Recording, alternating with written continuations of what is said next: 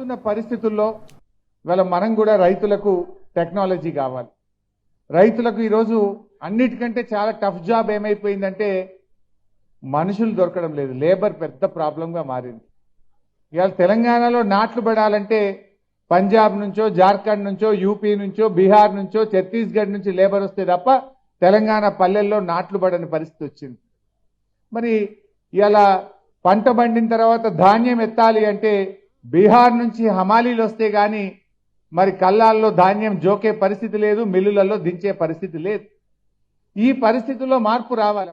వీటన్నిటికీ పరిష్కారం ఏంటి? టెక్నాలజీ. ఇలా ప్రపంచ దేశాల్లో అద్భుతమైన టెక్నాలజీ ఉంది. అది ఇలా మన రైతాంగానికి అందించాలి. చూశాను, చాలా మంచి డ్రోన్స్ కనబడ్డాయి అక్కడ. ఇవాళ డ్రోన్ టెక్నాలజీ అనేది బాగా పెరిగింది. 10 మంది లేబర్ చేయగలిగే పని 1 గంటలో ఒక డ్రోన్ చేయగలుగుతా ఉంది.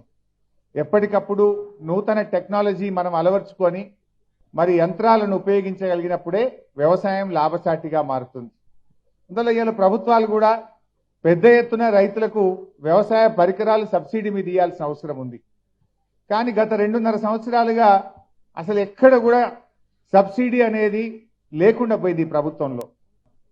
రైతుకు ఒక భద్రత కావాలి, రైతుకు ఒక భరోసా కావాలి. ఆ భరోసాను గతంలో కేసీఆర్ గారు అందించారు. నాణ్యమైన 24 గంటల కరెంటు, రైతు బంధు, కరోనా వచ్చినా ఎన్ని ఇబ్బందులు వచ్చినా సమయానికి రైతు బంధు పడుతుంది అనే ఒక నమ్మకాన్ని కలిగించాం. సాగునీరు, భూగర్భ జలాలు బాగా పెరిగి చెరువులు, చెక్ డ్యాంలు, ప్రాజెక్టుల నిర్మాణంతో భూమిలో నీటి లభ్యత పెరిగి సాగునీటికి ఒక భద్రత కలిగించింది. అట్లే అప్పట్లో ట్రాక్టర్లు పెద్ద ఎత్తున సబ్సిడీ మీద ఇచ్చారు. వివిధ రకాల పరికరాలు, డ్రిప్, స్ప్రింక్లర్స్, ఈ టెక్నాలజీని కూడా అందించే ప్రయత్నం చేశాం. బట్ రైతుకు ఎంత చేసినా తక్కువే. వ్యవసాయం మీద నేను ఇప్పుడు వస్తా ఉంటే చాలా మంది రైతులు కలిశారు. అన్నా ఇంకా రైతు బంధు పడలేదు, అసెంబ్లీలో మాట్లాడు అని నన్ను అడుగుతా ఉన్నారు. అన్నా మాకు కరెంటు 12 గంటలే వస్తుంది, ఇక గతంలాగా రావడం లేదు, కనీసం రైతుకు 18 గంటల కరెంట్ అవసరం, ఇంకొక 6 గంటలన్నా కరెంటు పెంచేలా చూడండి, ప్రభుత్వం మీద ఒత్తిడి తేండి అని రైతు సోదరులు నా దృష్టికి తెస్తా ఉన్నారు. బట్ వీటన్నిటినీ కూడా తప్పకుండా దృష్టిలో పెట్టుకుంటాం. మేము ఒక ప్రధాన ప్రతిపక్షంగా రైతుల పక్షాన నిజాయితీగా మా వంతు ప్రయత్నం చేస్తామని చెప్పి కూడా తెలియజేస్తా ఉన్నా.